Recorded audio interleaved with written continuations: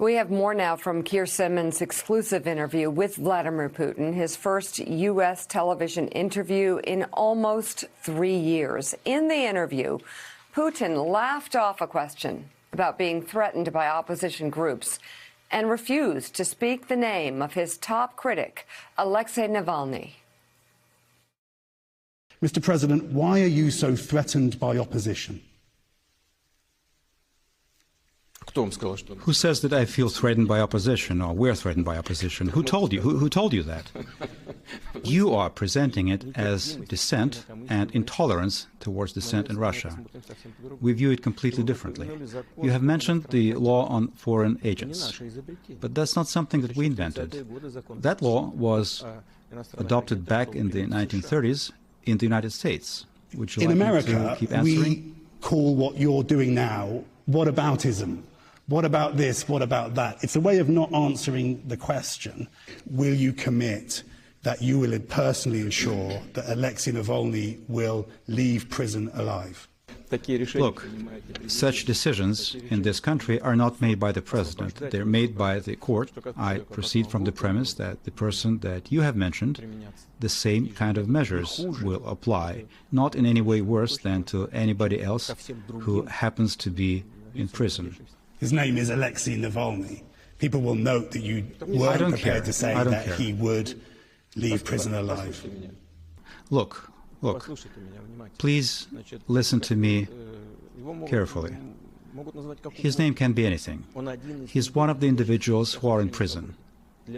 For me, he's one of the citizens of the Russian Federation who has been found guilty by a Russian court of law and is in prison. Wow. Senior international correspondent Keir Simmons joins us now from Moscow. Keir, tell us more about that moment, especially when you tried to pin him down on just the name, Alexei Navalny. Yeah, exactly, Mika. I mean, it's commented on often here in Russia that President Putin won't say Alexei Navalny's name. He has said it at times when he's really pushed to, but I think it's an insight into the psychology of President Putin about his opponents. I have to tell you, Mika, that after that 90-minute interview, President Putin continued the conversation with me. He was leaning in, making eye contact, urging me to believe him that, for example, he says the West is funding some opposition groups here in Russia. Now, you know, maybe what I was getting was the former KGB officer trying to use his powers of persuasion, or maybe, as well as being a threat, President Putin also feels threatened. And that's the kind of analysis of who the leader of this country is, this autocrat who decides everything here in many ways, including moving, by the way, the time of our interview twice. He clearly is in charge, but at the same time, how threatened does he feel? And that's the kind of analysis that President Biden and his team will need to be going through as he prepares to sit down with President Putin and thinks about the best approach. Just remember that, just for example, this is a country with thousands of nuclear weapons. This is a country that matters.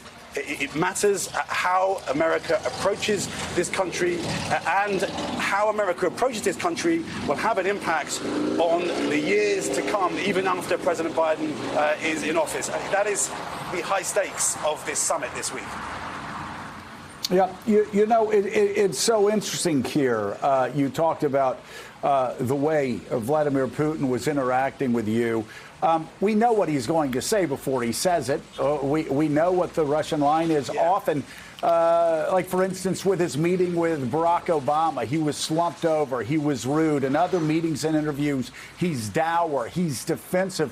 What struck me about this interview was that he was laughing, he was engaged, he was trying to connect with you.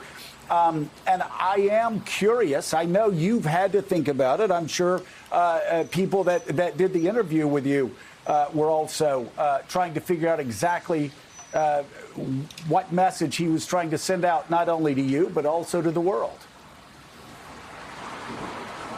Yeah, absolutely right. Look, in terms of the message that he's trying to send out, I think the basic answer to that is that he's trying to be listened to.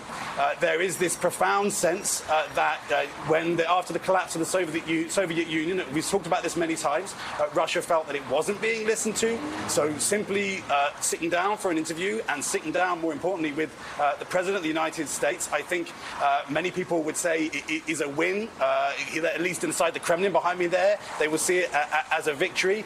And Joe, you're right. I actually think that his arguments are not as mysterious as perhaps they can appear. He often makes the same arguments again and again. For example, consistently coming back to what folks there call whataboutism. So you ask him about human rights, about Alexei Navalny, and he says, yeah, but what about the Capitol riots? I mean, that whataboutism came back again and again in the interview. And actually, when you see the full interview, I challenge him on it and say to him, you know, we call that whataboutism. It's a way of not answering the question, Mr. President. I also challenged him that he consistently says that countries should not interfere in other countries' domestic affairs, and yet over the years he has got himself in a position where he consistently comments on American domestic affairs. He brings it back again and again, as you'll see from this 90-minute interview, to America when you ask him about Russia.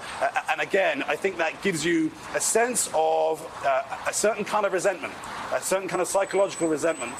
And again, just understanding who this person is because of his power in this country, I think is absolutely crucial.